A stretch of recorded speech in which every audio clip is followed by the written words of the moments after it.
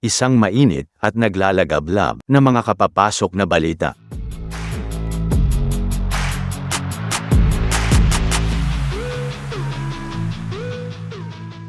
Ang paghahatid ng unang bagong landing platform dock, LPD, na kasalukuyang ginagawa ng PT PAL Indonesia ay itinakda na ngayong Nobyembre taong 2026 o isang taon na mas huli kumpara sa orihinal na schedule.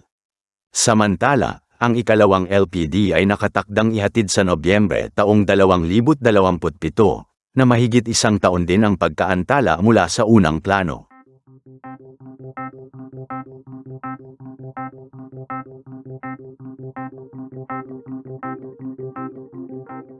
Sa pagpapatuloy ng modernisasyon ng ating sandatahang dagat, nakahanda ng tanggapin ng Philippine Navy ang una sa dalawang bagong Strategic Sealift Vessels, SSV, o Landing Platform Docks, LPD, bago matapos ang taon.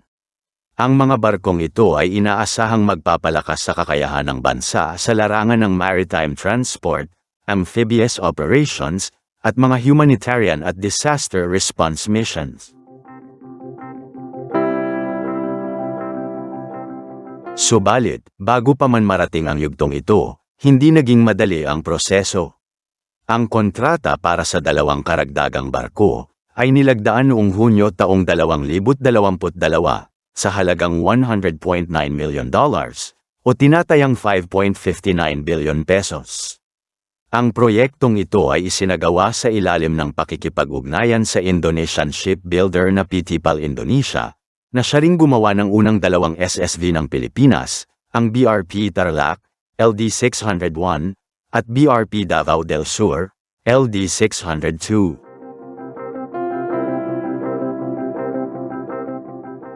Mula sa ating pinagkakatiwalaang source, na nagmumula sa Naval News, sinasabi niya, ayon sa isang opisyal ng militar na hindi pinangalanan, ang unang barko ay dapat sanang may hahatid noong unang linggo ng Nobyembre taong 2025.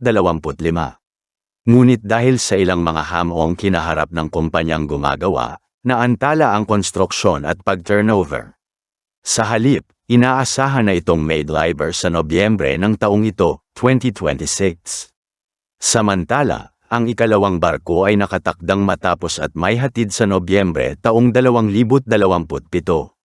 Bagamat hindi tinukoy kung ano ang mga naging balakid, karaniwan ang nagkakaroon ng mga pagkaantala sa mga proyektong pandagat dahil sa supply chain issues, pagbabago sa design specifications, o mga teknikal na pagsusuri upang matiyak ang kalidad ng barko.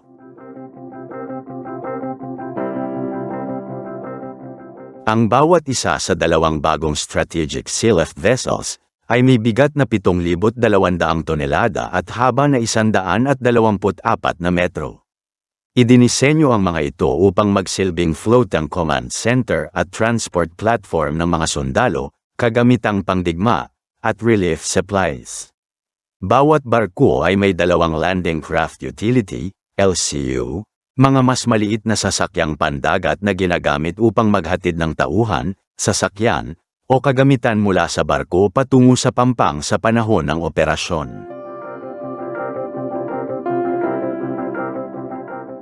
Ang keel-laying ceremony, ang opisyal na simula ng konstruksyon, para sa unang barko ay ginanap noong Enero taong 2024, samantalang ang steel cutting ng pangalawa ay isinagawa kasabay nito. Noong Oktubre taong 2025, sinabi ng PT PAL na sila ay nasa tamang landas na alinsunod sa binagong kontrata, at tiniyak nilang lahat ng yugto ng trabaho ay isinasagawa ng may pananagutan, bukas sa komunikasyon, at sumusunod sa napagkasunduang pamantayan ng kalidad. Ang kasaysayan ng ugnayan ng Pilipinas at Indonesia sa larangang ito ay nagsimula pa noong taong 2014, nang lumagda ang pamahalaan ng Pilipinas sa isang $92 million, kasunduan sa PT PAL para sa unang dalawang SSV. Ang resulta ng proyektong iyon ay ang matagumpay na pagkakagawa ng BRP Tarlac noong 2016 at BRP Davao del Sur noong 2017.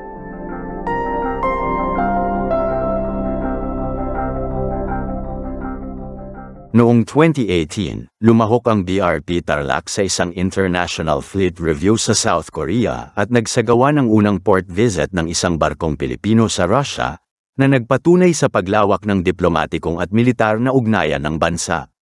Samantala, noong 2020, ang BRP Davao del Sur ay ipinadala sa Oman upang sunduin ang mga overseas Filipino workers sa gitna ng tensyon sa pagitan ng United States at Iran, isang simbolo ng kahandaan ng ating hukbong dagat hindi lamang sa digmaan kundi pati sa makataong tungkulin.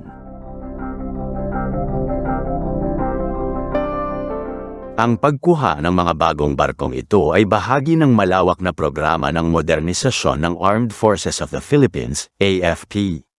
Sa ilalim ng Re-Horizon 3 phase ng AFP Modernization Program, layunin ng gobyerno na palakasin ang kakayahan ng bansa sa maritime defense, amphibious operations, at logistics mobility, lalo na't patuloy ang pagtaas ng tensyon sa South China Sea. Tinukoy ng pamahalaan na ito ay bahagi ng pangako ng Pilipinas na maglaan ng humigit kumulang 2 trillion pesos, katumbas ng tinatayang $35 billion, sa susunod na 10 taon upang palakasin ang kakayahan ng ating sandatahang lakas, hindi lamang upang ipagtanggol ang teritoryo, kundi upang makasabay sa modernong teknolohiya ng rehiyon. Kung susuriin, ang mga SSV tulad ng BRP Tarlac at BRP Davao del Sur, at itong darating pang 2 bagong barko, ay hindi lang mga simbolong bakal at makina, sila ay mga sagisag ng pambansang kakayahan at dangal. Ang kanilang papel ay higit pa sa pakikidigma. Sa panahon ng sakuna, tulad ng malalakas na bagyo o lindol, sila ang nagiging floating relief centers, nagdadala ng pagkain, gamot, at tulong sa mga lugar na napinsala. Sa mga panahon naman ng tensyon sa karagatan, sila ang mga tagapagsanggalang ng ating soberanya, nakahandang magpatrolya at ipakita ang presensya ng watawat ng Pilipinas sa ating karagatan. Sa madaling sabi, ang mga barkong ito ay simbolo ng bagong yugto ng lakas at pagtindig ng Pilipinas, isang bansang handang makipag-ugnayan, ngunit hindi kailanman papayag na yurakkan ang karapatan. Sa pagtatapos ng taon, kapag dumating na ang unang bagong strategic sealift vessel, ito ay hindi lamang karagdagang barko sa fleet ng Philippine Navy, ito ay patunay ng patuloy na pagsisikap ng bansa tungo sa isang mas matatag, moderno, at maasahang sandatahang dagat. Mula sa BRP Tarlac, BRP Davao del Sur, at sa mga susunod pang barko, makikita natin ang isang kwento ng pagpupunyagi, pag-unlad, at pag-asa, isang mensahe na sa bawat alon ng karagatan, ang bandila ng Pilipinas ay mananatiling mataas, matatag, at marangal.